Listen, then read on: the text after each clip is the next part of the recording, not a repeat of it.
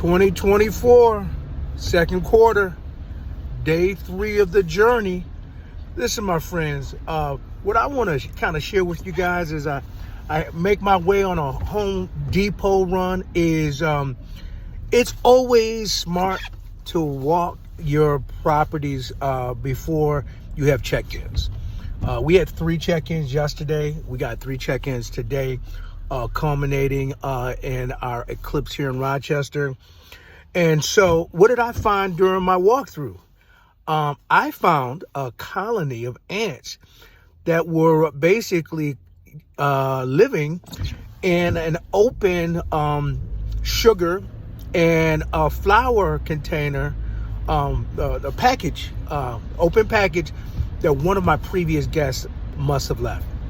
So here's the hat. And obviously it's not foolproof or we wouldn't be doing this recording.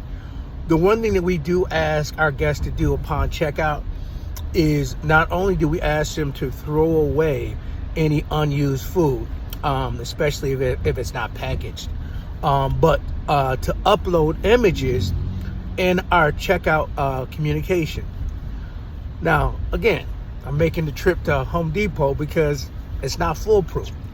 However, it does at least give you some sort of visualization if your guest is leaving a bunch of stuff that your cleanup crew, your group that's working with you, they got to deal with.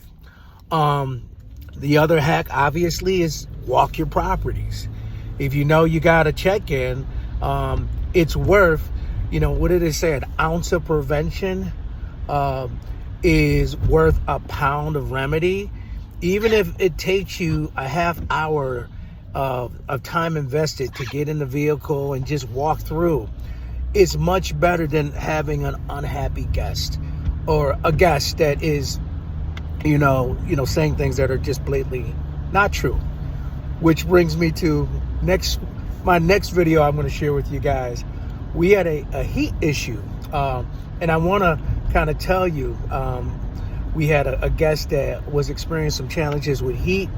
I'm going to share with you how we addressed it, and then I'm also going to share with you how Airbnb responded, and you actually might be very surprised.